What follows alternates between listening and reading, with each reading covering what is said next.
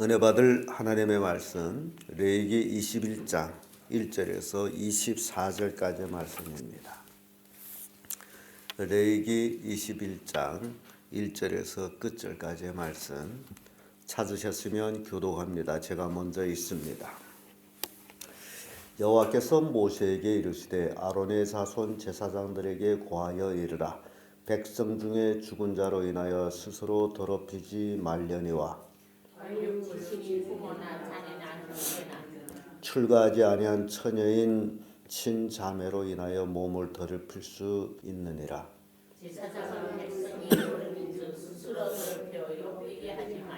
제사장들은 머리털을 깎아 대머리 같게 하지 말며 그 수염 양편을 깎지 말며 살을 베지 말고 그 하나님 예배하여 거룩하고 그 하나님 이름을 욕되게 하지 말 것이며 그들은 여호와의 가지고 하나님의 신을 자인지 거룩할 것이다. 그들은 기생이나 부정한 여인을 취하지 말 것이며 이혼당한 여인을 취하지 말지니 이는 그가 여호와께 거룩함이니라. 너는 거룩하지 마라. 그는 내 하나님의 식물을 드리니라. 너는 그를 거룩히 여기라. 나 여호와 너희 거룩하게 하는 자의 거룩함이니라.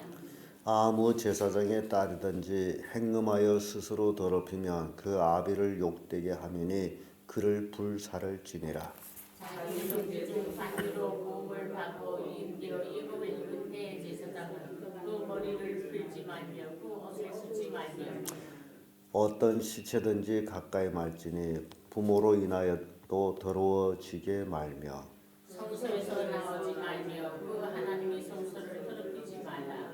이는 하나님의 위임한 관유가 그의 계시니라. 나는 여호와니라.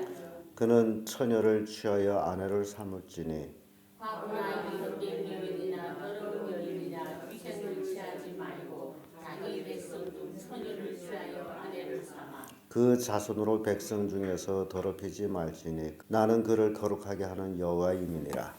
여호와께서 모세에게 이르러 가라사대 아론에게 고하여 이르라. 무릇 너의 대대 자손 중 육체에 흠이 있는 자는 그 하나님의 식물을 드리려고 가까이 오지 못할 것이라. 무릇 흠이 있는 자는 가까이 못할지니 곧 소경이나 절줄발이나 코가 불완전한 자나 지체가 더한 자나 발 부러진 자나 손 부러진 자나 골사득이나 난쟁이나 눈이 백병 있는 자나 비들병이나 고집이 있는 자나 불알 상한 자나 제사장 아론의 자손 중에 흠이 있는 자는 나와 여호와의 화제를 드리지 못할지니 그는 흠이 있은즉 나와 하나님의 식물을 드리지 못하느니라.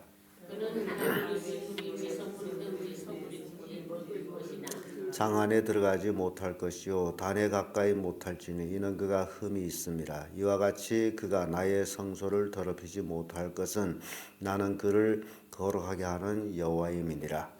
모세가 이대로 아론과 그 아들들과 온 이스라엘 자손에게 하였더라. 아멘.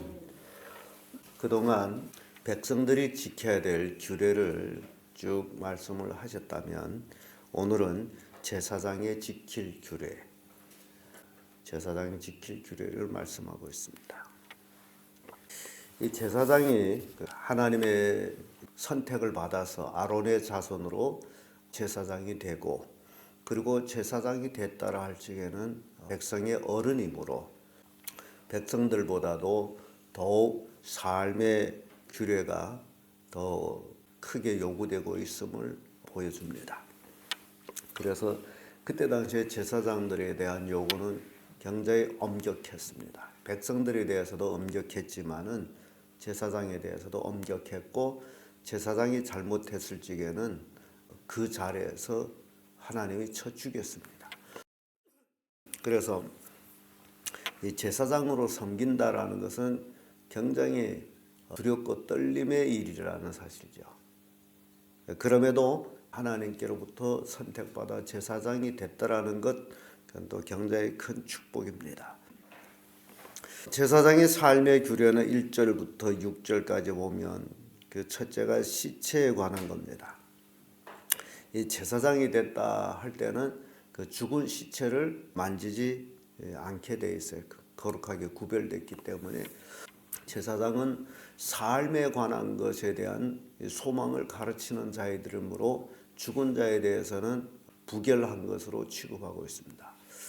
예수님께서도 예수님의 제자 중 하나가 선생님 나 아버지 장례를 하고 와서 선생을 쫓게 하게 하세요 라고 했을 때 예수님이 그래 가서 아버지 장례를 치르고 오너라 이렇게 말씀하지 않고 저 죽은 자들로 죽은 자를 장례하게 하고 너는 나를 쫓으라 그런 말씀을 해요.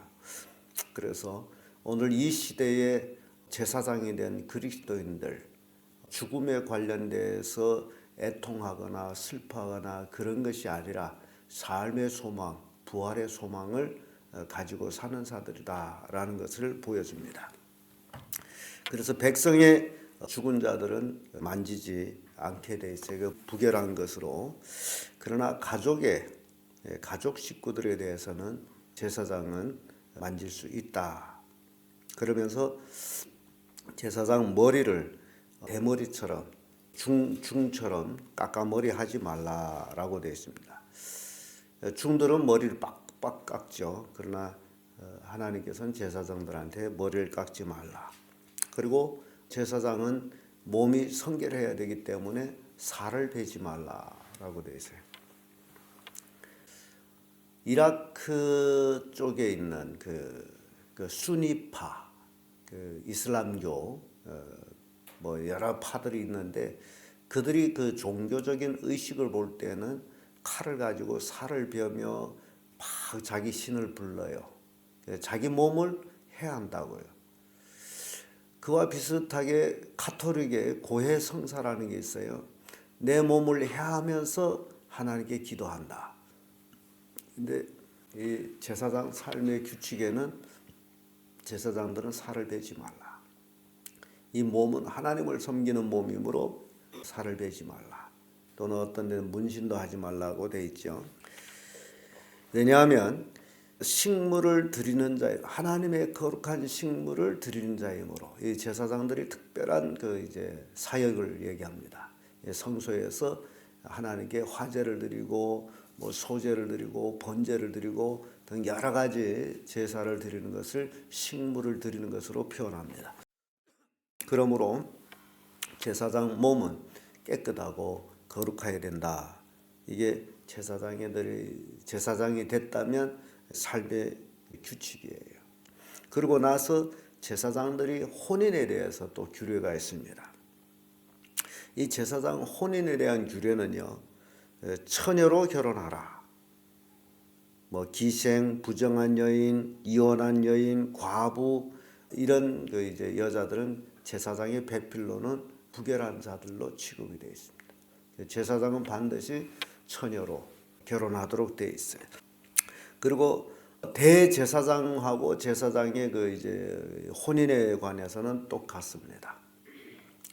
처녀로 백성 중에 처녀로 취하도록 그렇게 돼 있어요. 그 원인은 제사장은 거룩한 하나님의 성별된 백성들이기 때문에 자녀들도 성결해야 된다. 그게 하나님의 요구예요. 그래서 자녀들도 성결하게 하기 위해서 순결한 처녀로 이제 취하여 아내를 삼게 합니다. 그러고 나서 제사장 중에 형제 중에 아론의 형제죠. 관유 부음 받은 자. 관유 부음 받은 자 할 적에는 대제사장을 얘기하죠. 대제사장은 성소에서 나오지 말라.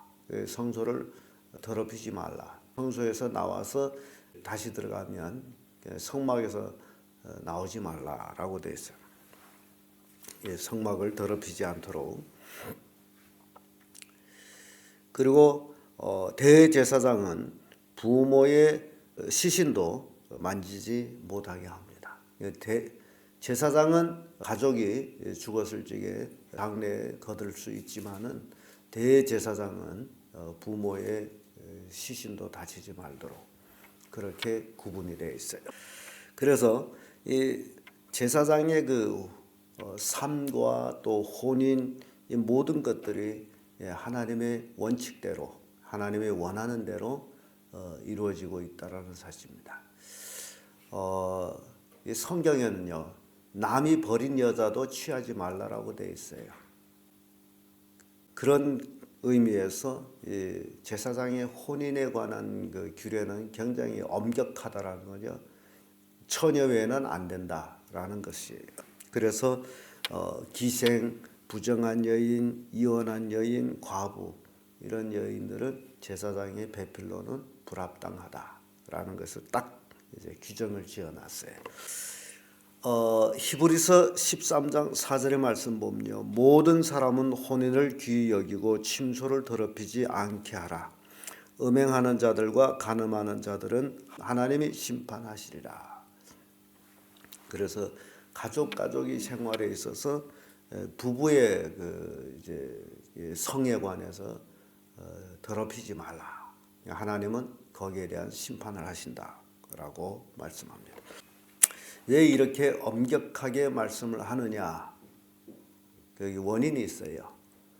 제사장의 삶에 또 성도들의 삶에 침소를 더럽히지 말라라고 한 그 원인. 대제사장은 예수 그리스도를 상징합니다. 히브리서에서는 대제사장이신 예수를 바라보자 이렇게 나오죠. 우리 대제사장은 예수예요. 그러므로 대제사장인 신부가 되는 성도는 순결한 뭐가 되어야 됩니까? 대제사장의 신부가 되는 성도는 순결한 처녀여야 된다는 얘기예요. 그래서 바울은 그런 얘기를 합니다. 순결한 처녀를 소개한다고. 우리가 그 삶이 순결한 처녀 같은 삶이 되어야 된다. 이게 대제사장 예수 그리스도의 신부가 될 그런 자들이 자격이에요. 그래서 레위기 21장에는 대제사장의 배필로서는 처녀라고 딱 찍어놓고 있죠. 우리가 예수 그리스도를 믿고 나서 구원받아 하나님의 자녀가 됐다면 순결한 처녀가 되어야 된다. 그래서 계시록에 가면 신부가 어린 양의 신부가 준비되었다라고 말씀하고 그 신부들을 놓고 얘기할 때 깨끗한 세마포를 입은 자들, 그들은 옳은 행실을 한 자들이라고 이렇게 말씀합니다. 그래서 성도라는 이제 그 이름 속에는요, 그래서 교회 왔다 갔다 하는 게 성도가 아니고 하나님 말씀대로 순종해서 자신의 삶을 깨끗게 하는 자들이라는 겁니다. 이게 말씀으로 죄 사함 받고 깨끗해진 자들, 순결한 처녀라고 표현합니다. 그래서 이렇게 제사장의 혼인에 대한 규례가 이렇게 엄격합니다. 오늘날 성도들이 지멋대로 사는 사람들이 참 많아요. 순결하지 않게 삽니다. 그러면 제사장의 대제사장이신 예수의 신부로서는 불합당하다. 그래서 마태복음에는 열 처녀 비유가 나오죠. 열 처녀가 다 신랑을 맞이하도록 돼 있는데 슬기로운 다섯 처녀는 등과 기름을 준비하고 슬기롭지 않은 미련한 처녀들은 등만 준비하고 기름을 준비하지 않았다. 그래서 결국 다섯은 혼인잔치에 들어가고 다섯은 바깥에 쫓겨나는 그런 것을 그래 보여주는 거예요. 늘 준비하고 있는 삶. 예수님이 언제 올는지 우리는 모르기 때문에 우리는 늘 준비하는 삶이라는 것이 매일매일 자신을 깨끗게 하는 삶이에요. 말씀으로 깨끗게 하고 말씀대로 살아가고 이게 성도의 삶이라는 겁니다. 제사장 신부가 될 성도의 삶은 바로 이런 것이다. 그리고 나서 이 제사장 이제 지킬 규례에 또 몸에 대한 규례가 있습니다. 16절에서 24절까지 쭉 말씀이 나오는데 제사장은 몸이 흠이 없어야 한다. 흠. 오늘날 신약 시대에 와서 만인 제사장이다라고 말씀하죠. 그러면 그 우리 만인 제사장이 된 입장에서 우리의 삶이 흠이 없어야 된다.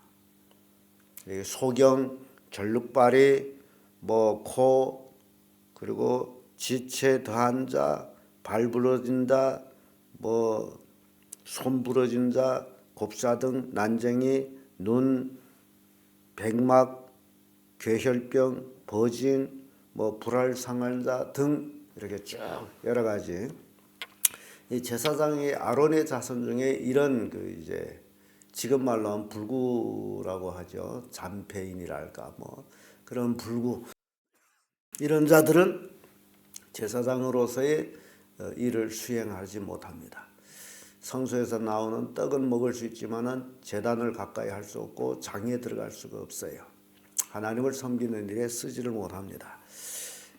이게 몸에 대한 규례예요. 오늘날 우리에게 이렇게 비추어서 볼 때 우리가 만인 제사장으로서 하나님의 제사장으로서 이 땅에서의 주를 위해서 사명을 감당하기 위해서는 우리가 잔폐인이나 불구가 되지 말아야 된다는 거죠.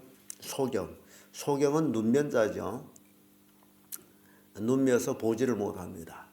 근데 요한복음 9장에 보면 그 소경이라는 그 개념을 속에서 우리가 생각할 때 소경은 하나님을 알지 못하는 자, 예수 그리스도를 알지 못하는 자를 소경이라고 그래요. 오늘날 예수 믿는다 하면서도 예수를 모르는 사람이 참 많습니다. 소경이에요. 이런 자들은 하나님을 섬기는 일에 불합당합니다. 전룩발이. 세상 일에는 굉장히 발발이 움직이다도 주의 일을 하려면 전룩발이 되는 사람이 있어요. 아무튼 여기에 쭉 지체, 더한 자, 발 부러진 자, 손 부러진 자, 곱사 등 난적인 눈 백막, 괴혈병 등 이 모든 것들은 영적인 질병으로 하나님을 섬기지 못할 그런 자들을 놓고 말하고 있습니다. 그래서 흠이 있는 자는 화제를 드리지 못한다. 장 안에 들어가지 못한다. 이런 것들이 이렇게 쫙 나열되어 있어요. 그래서 오늘날 그리스도인들은 주님을 섬김에 있어서 흠 없이 섬기는 자들이 되어야 된다. 깨끗한 마음과 몸과 정신을 가지고 주님을 섬겨야 된다. 이게 만인 제사장이 된 오늘 성도들에게 요구되는 겁니다. 시편 65편 4절의 말씀 보면 이런 말씀이 있어요. 주께서 택하시고 가까이 오게 하사 주의 뜰에 거하게 하신 사람은 복이 있나이다. 우리가 주의 집 곧 주의 성전의 아름다움으로 만족하리이다. 이 시편 기자는 주께서 택하시고 가까이 오게 하사 주의 뜰에 거하는 자는 복이 있도다. 주의 뜰을 하게 되면 성막 안을 얘기하면 됩니다. 성막뜰. 거기에 거하는 사람은 복이 있도다. 우리가 주의 집 곧 주의 성전의 아름다움으로 만족하리라. 하나님께서 그 죄를 인정하지 아니하고 성전까지 들어가도록 허락한 그 사람, 이 사람들이 복이 있다. 여러분들은 주의 성전까지 들어간다면 다윗이 고백처럼 복 있는 자들, 그것으로 만족하리로다. 성도는 성전에 있는 것으로 만족한 것이 이 땅의 삶입니다. 돈으로 만족하는 것이 아니라 주님과 함께 있다는 것으로 만족하는 삶. 이게 가장 큰 축복이에요. 어제도 이제 재미있는 글을 읽었습니다만은 평생 의사로 섬기던 사람이 의사에 대해서 그 병원에 대해서 폭로한 글이 실렸어요. 아주 유명한 의사고 미국에 가서 박사학위도 받고 그런 전문 의사인데 피부, 암, 아무튼 거기에 전문가예요. 근데 그분이 자기절로 의사 점수를 매길 때에 자기에게 20점을 매겼어요. 나한테 점수를 매긴다면 나는 20점에 해당되는 의사다. 그리고 돌이켜보면 20점을 주는 것도 굉장히 많이 준 것이다. 왜냐하면 의사가 만병통치하는 자가 아니다. 그러면서 의사에 대해서 하는 얘기가 많은 병들은 의사가 모른다. 그리고 병마다 의사마다 진단이 틀리는데 의사의 오진이 50%다. 의사가 진단해서 오진하는 것이 50%라는 거예요. 그래서 지혜로운 환자는 한 의사한테 매달리지 말고 여러 병원에 돌아가면서 의사들이 진단을 받고 그리고 스스로 결론을 내라. 도대체 뭔가. 그래서 의사가 치료하는 병은 3분의 1밖에 안 된다. 3분의 2는 치료 못한다. 그리고 3분의 1은 환자 스스로 치료한다. 그분이 그런 얘기예요. 그래서 오늘날 수많은 사람들이 병원을 믿고 의사를 믿고 약 쓰는 데 대해서 그분은 부정적인 얘기를 해요. 약이 치료하는 것이 아니다. 제가 늘 설교 중에도 말씀드렸지만 그 의사가 그렇게 얘기를 했어요. 사람들은 돈 있으면 병원에 가서 돈만 넣으면 모든 것이 된다라고 생각하는데 아니다라고 그분이 그런 양심적인 이야기를 했어요. 아주 굉장히 긴 문장인데 요약해서 이렇게 제가 말씀을 드리고 있습니다. 제가 볼 때도 저는 의학을 연구 안 했습니다만은 제가 볼 때도 그렇습니다. 약이라는 것은 사람이 만든 것이고 어느 부분을 치료한다면 다른 한 부분을 또 해하게 하는 게 약이에요. 그래서 이 하나님 안에 있다라는 것. 제가 그 말씀 하려고 하는 게 이 시편 기자처럼 주의 뜰에 거하는 자, 거하게 하는 사람은 복이 있나이다. 주의 성전의 아름다움으로 만족하라. 실제적으로 우리 몸 자체의 명령력, 몸 안에 병원이 있습니다. 회복 기능을 가지고 있다는 거예요. 회복.